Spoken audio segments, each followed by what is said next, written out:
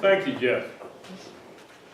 As you all know from this morning, last Sunday we would have commemorated Sanctity of Human Life Sunday. The sermon I preached this morning, I would have preached last Sunday, but we didn't have service, obviously. And Bobbi Marshall was going to be our speaker for last Sunday evening.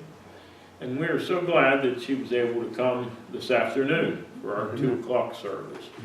Some of you remember her from the shower that we did for one of the young ladies from Crossroads Pregnancy Center. That's where Jackie is from, or Bobbi is from.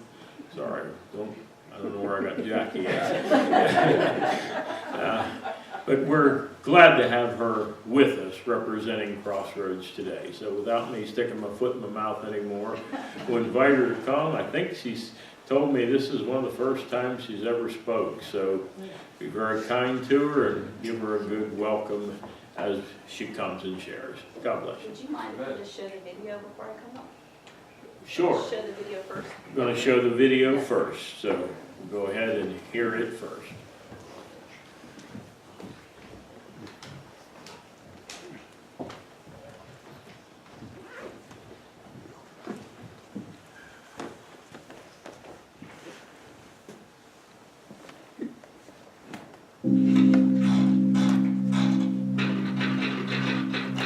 In 1896, a 13-year-old girl named Louise Anderson was raped at knife point. She became pregnant, but was averse to having the baby. So while she bore the baby and named her Ethel, she sent her to live with her grandmother, who was a maid.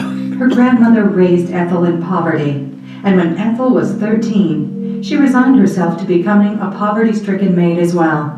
Now, I'm going to stop here. Because I'm telling you this story, you probably aren't expecting me to stop here. You want me to keep going and tell you the rest. That this is the beginning, this is the setup, that this young woman will do something remarkable. But we don't typically do that with our own life stories. When we're stressed or we feel stuck, we let our fears say one of two things to us. It's too late and everything is already messed up, or we have to fix everything right away. But when we do that, we aren't allowing our story to keep being written. Something remarkable might still happen. Which is, in fact, what happens to Ethel. Taking her father's last name, Ethel Waters worked as a maid. On the side, however, she worked on her singing. After a local karaoke one night, she was approached by talent scouts and given a job. Over the following years, she performed nightly, improving until she became the highest paid performer on Broadway. Later, she acted in movies and was even nominated for an Oscar. After this, however, her career waned. But her story doesn't end here either. When Ethel was 61 years old, she attended a Billy Graham revival where she rededicated her life to Christ. Then she toured with Graham for the last 20 years of her life, performing the song she is best known for today, His Eye is on the Sparrow.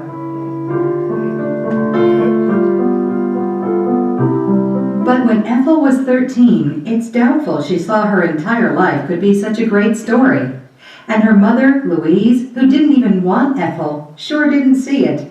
Her pregnancy was just the beginning, just the setup.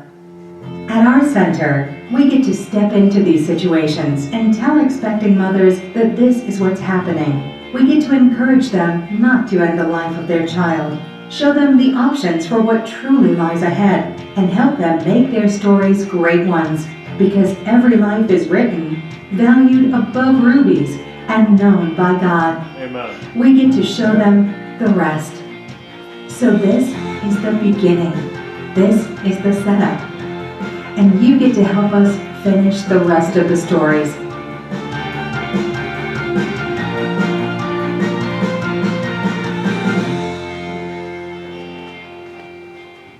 Amen.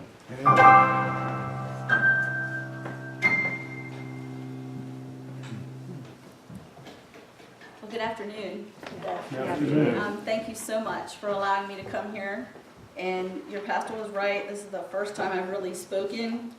I got to speak at my church a little bit this morning, but I only had about 5 minutes. So I'm normally up front at our church singing praise and worship music and all of that, and I'm cool and I'm comfortable with that, but this is a little scary for me, but I'm very thankful for the opportunity to do so. And just like in that video, it is just the beginning. A lot of times when we see these young women that come into our centers, they come in and they have lives very broken. They don't even know how broken their lives are. And so we're there to help them. Sometimes it's just giving them the material things that they need.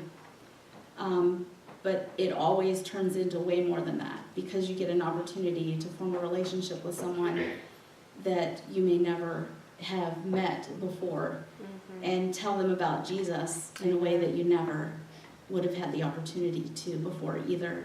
And so I'm very thankful for that opportunity. I started at Crossroads back in May in 2017, and it was, 2018, and it was a leap of faith for me to do that. I normally am a children's director and I work with children and very comfortable doing that, but it was a little scary to speak to women and think that I could help them, but God had a different plan, and so I'm just very thankful for that opportunity.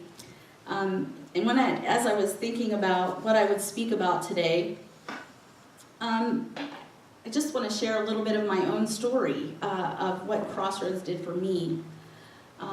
That's the best way I know how to speak, is to talk from experience. And I'm going to start out by reading a verse in Mark 12. It says, "And you shall love the Lord your God with all your heart, with all your soul, with all your mind, and with all your strength.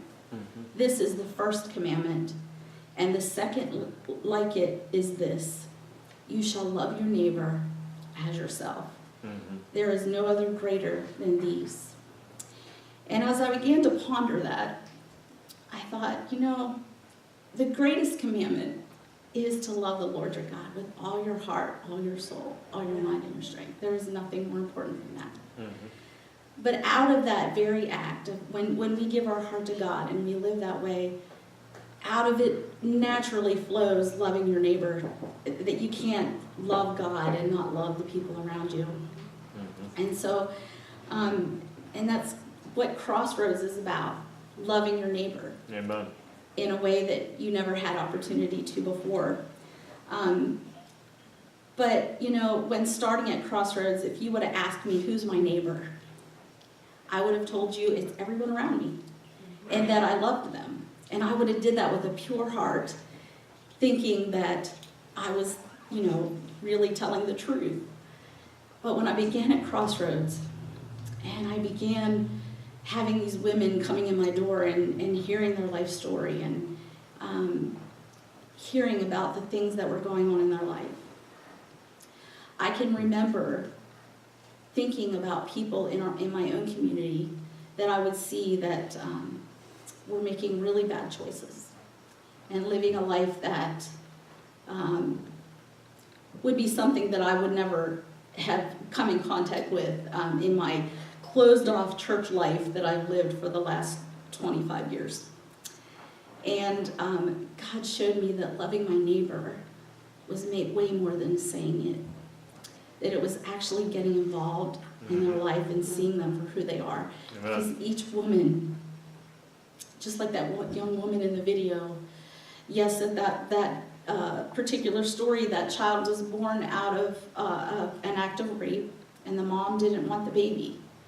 But there are so many more women that are caught up in relationships that aren't good because of the lie that they listen to, that that's all they're worth, that that's all they can have. And they have these, they're pregnant and they're scared, and they think there's no way that they can ever raise a child. But God showed me that, loving that person for who they are and seeing them beyond their choices was truly loving a person.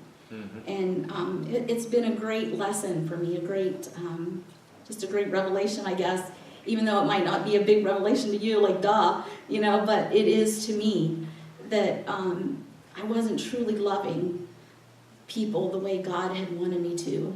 And another verse that's very precious to me, and it kind of says it all. These women, they're coming in here and they have these, they're having all of these issues and all these things going on in their life. But in Psalm 139, which is one of my favorite chapters in the Bible, but in 13 through 18 says, "For you created my inmost being. You knit me together in my mother's womb. I praise you because I am fearfully and wonderfully made.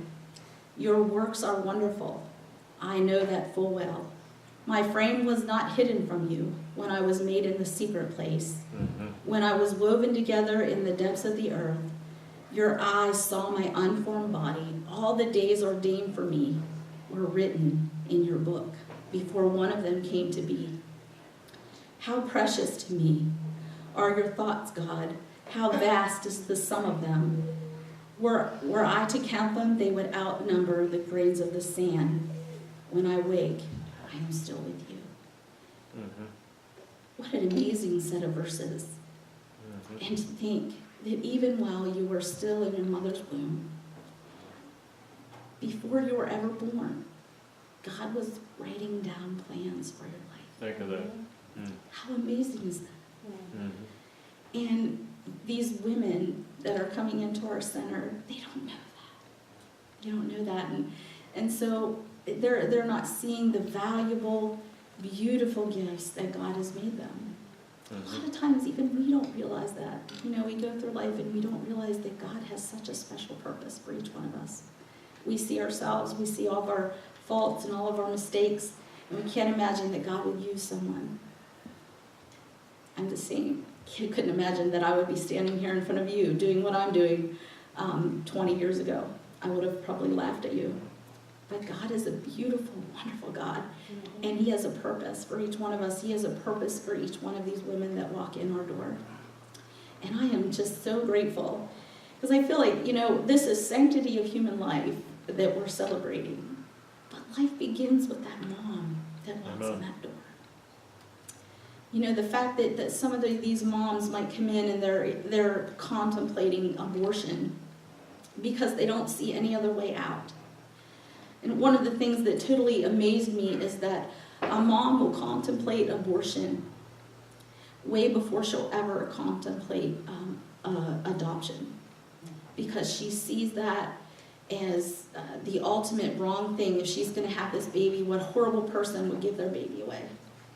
And so they think that removing the baby from their life before they're even born, that's a better thing. And I know that sounds crazy to us who know the truth, but to them it seems like an easy out, because they're living in a life where they're surviving and they're making choices just to survive. And but we are here to tell them the truth. And I will tell you a wonderful story. Just in the few months that I worked at Crossroads, a young woman walked in our doors 9 months ago. She had gotten in a terrible accident. She was in a halo, and she ended up getting pregnant. And the doctor told her that she could not possibly have this child, that she needed to abort. And she came into Crossroads to get the free ultrasound that we offer in Huntington Center, and she talked to our client service director in Huntington. And after doing that, she chose life. She chose to parent. Praise God. And just a couple of weeks ago, I had the awesome privilege of holding that beautiful little baby that was born full term with no complications. Amen. Healthy, and so was the mom. Oh, amen. And I just couldn't help but sit there with that little one in my lap and just praise God for His wonderful miracle. Those are the kind of, there are so many stories in Crossroads just like that. So many lives changed, and it's just such a wonderful thing. This is a wonderful organization to work for, and I've never had such a good job. It's the best job I've ever had to be able to do that. But I guess just the message that I want to put out is, even though, yes, Crossroads is about, life and about saving babies, it is also so much more. It is about saving these moms that are walking in our door. It's about helping them in their time of need. They need to know that they're valuable, that they have worth, Right. that God has created them for a special purpose. And they're not living that. They're not making those choices that they should be making because they don't know any better. Mm-hmm. They don't have some of the things maybe that you and I have. I grew up in the church, and I have been taught the truth from the time I was a young girl. But some of these have never even known that. They don't even know who their parents are, some of them. And so just giving them that place that they can go to and find a friend that's not only saves that baby that they're carrying, but it also saves that mom. And maybe even brings them to a place where they're doing something wonderful, just like the video, And so my favorite verse, my life verse, is Jeremiah 29:11. For I know the plans I have for you, declares the Lord, plans to prosper you and not to harm you, plans to give you a hope and a purpose, or a hope and a future. And that is what I feel that God is wanting me to portray to these young women. And that is my heart to want to do that.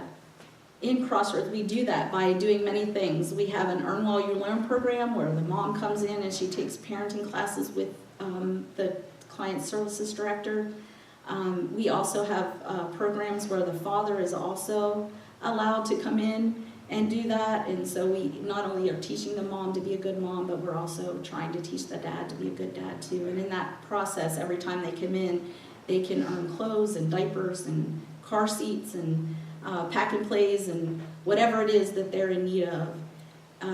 They'll be able to earn that. Instead of just coming in for a handout, we use that opportunity to be able to actually tell them the truth and to teach them about how to be a good parent, not just for the sake of that child, but also for the sake of the mom and the dad, so that they have a better life.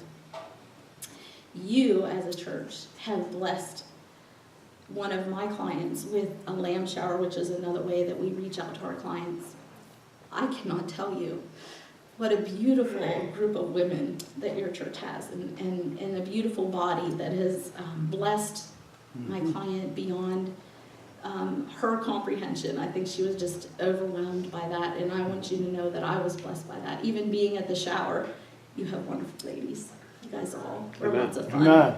And I appreciated that. I told my executive director, I told her I can do a lamb shower every week if you want me to. That was a lot of fun, and I enjoyed that. And through that, you guys found fruit in that. I mean, the reason that we do that is not only to bless the client with material things, but also to connect her to a church body. And I think that you have seen her here a couple of times with her little one, and that just blesses my heart, that connection. That was my sole purpose in connecting her with you, and I just really want to thank you for that support and the way that you helped her in her time of need. We also do many other things. We have relationship education. A lot of, today you're seeing people living together and just cohabitating together, and they have this relationship and that relationship. It lasts 2 days and then they're into another one. And so we do sexual integrity classes. We talk to them about what a good relationship is and try to help them in that time of need. We also do STD testing, and since my starting at Crossroads, I've had at least 3 cases of that, and got to meet 3 different people in a lifestyle that wasn't good, but yet I was able to share the gospel with them, and one of them being very open to hear what I had to say. Amen. And so you can't, that opportunity, you can't beat that, Amen. And so I'm just very thankful for that. We also do abortion recovery counseling for those that who fell for that lie and did have an abortion. God is still a wonderful God. He still forgives. Amen. And He still loves. And so we have a program where we sit and counsel with them and try to help heal them of that broken thing that they fell into. Of course, we also do ultrasounds and pregnancy tests. One thing that we do need is volunteers. You know, there are opportunities for you to volunteer at Crossroads and do some of the things that I get to do and meet some of the people that I get to meet and just come alongside of us. That is another way that you can help with Crossroads. And of course, your financial assistance is always needed. We are an organization that is funded just by donations. We don't get money from the government or anything like that. And so a lot of our funding comes from our churches and our church family that is supporting us and helping these women and getting a heart to do so. But I just want to thank you. I think you even do the baby bottle boomerang and all of that stuff here. And so you have no idea how much that financial help helps the center and helps us be able to do what we do. And so I just want to thank you for your time. Thank you for listening. And God bless you. Amen. Amen. Amen. Amen.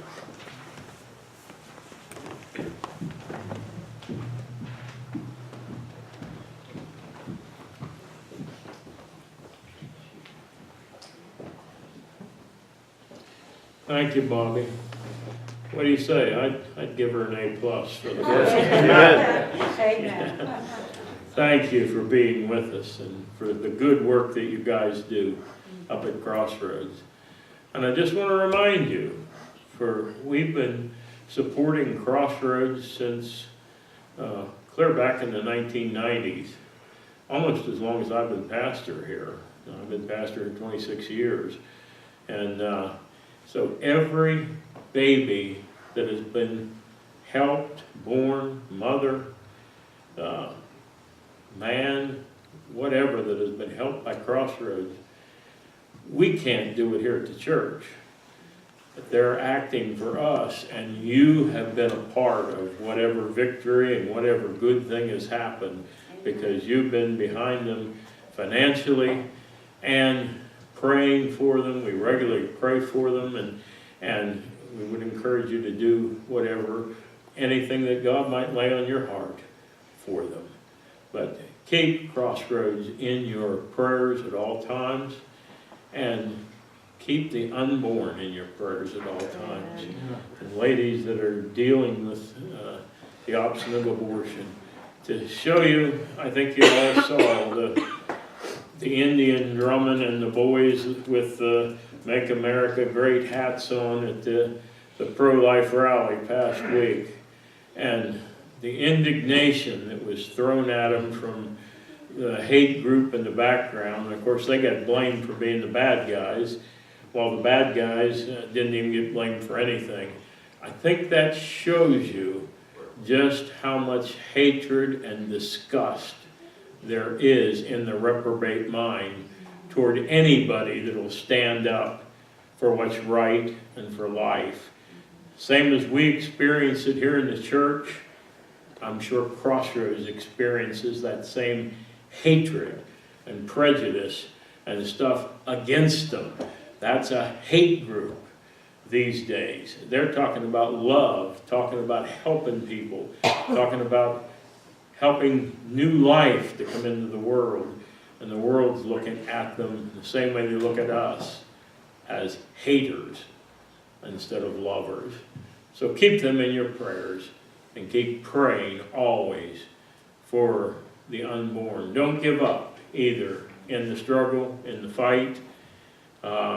New York passed that law this past week that can kill your baby right up till the moment it's ready to be born. I think Dr. Dobson called that pure barbarism. That's where we're headed. That's where we're at, not headed. Pure barbarism. But thanks for some shining lights like Crossroads that still give hope and life to a mixed up and dying world. Let's stand together.